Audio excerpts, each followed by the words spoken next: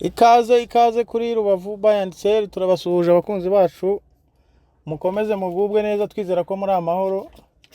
Ni kampani ya mbere Rubavu mu burengerazuba tubagezaho amazu n'ibibanza bigezweho cyangwa se biri affordable, biri kugurika ku giciro cyiza cyane. Munsi rero turi mu mujyi wa Gisenyi n'undi nk'ibisanzwe mu murenge wa Gisenyi, akagari k'Umuganda hafi na stade Umuganda rwose.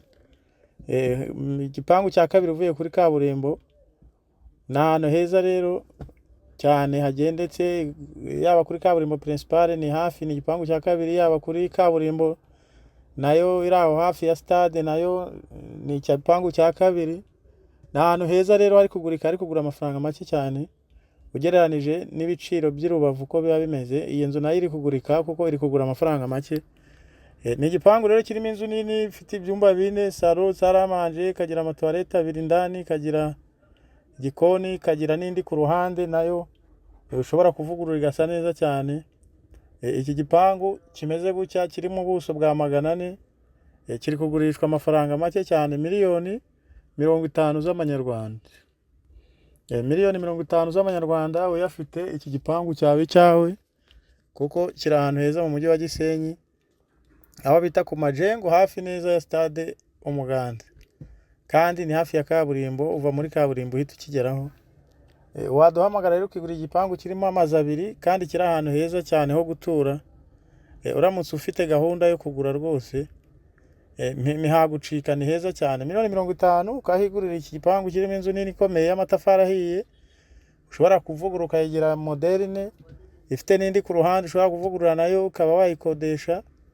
Ahantu heza hisanzuye, parikingi, igikari, ahantu wakubaka n'ibindi bikoni inyuma mu gikari harahari, kagira na parikingi ihagije. Nureba amafoto urabibona.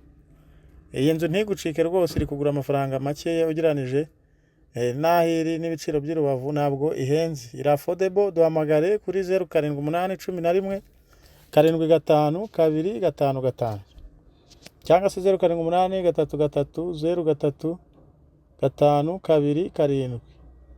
N'ahandi rero ni kuri channel yacu Rubavu Estate. Namwe yanyu wowe dusuye bwa mbere ukore subscribe kuri iyi channel, ubundi kugira ngo ujye ubona ibyiza dushyiraho buri munsi. Dushyiraho ibibanza n'amazu, wowe ushaka kuzagura ubiteganya cyangwa se ubifite muri gahunda mu munsi, ntucikwe n'aya mahirwe yo gukora subscribe cyangwa se gutunga nimero yacu kugira ngo utuvugishe, utubaze ibindi bisobanuro, utubaze amakuru ushaka ajyanye n'igura n'igurisha ry'ibibanza n'amazu hano mu mujyi wa Gisenyi, Rubavu no mu nkengero zaho hose turahari. Waduhamagara ubundi tukabigufashamo. Tubafite ibibanza rero mu nkengero z'umujyi wa Gisenyi cyangwa mu mujyi wa hagati, aho bita muri LCD, Mahoko, Rugerero, mu Byahi, Kanembwe, Nyamyumba hafi y'ikiyaga cya Kivu, za Kigufa, aho ngaho ahantu hakora ku mazi turabifite. Duhamagare rwose niba wabonye nimero zacu, ubundi tuguhe ikibanza bitewe n'amafaranga ufite, ubundi wigurire ikibanza kimeze neza cyane cyangwa se wigurire inzu imeze neza. Ushobora kuba nawe bifite, ushaka kubigurisha, ushaka umuntu wagufasha kugira ngo ubone abakiriya. Nawe rwose ntabwo hejwe, duhamagare cyangwa utwandikire ubundi tugufashe kubona abakiriya b'ahantu hawe, yaba ikibanza, yaba inzu, yaba apartment ushaka kujya ukodesha. Nawe duhamagare. Murakoze rero, mugire ibihe byiza.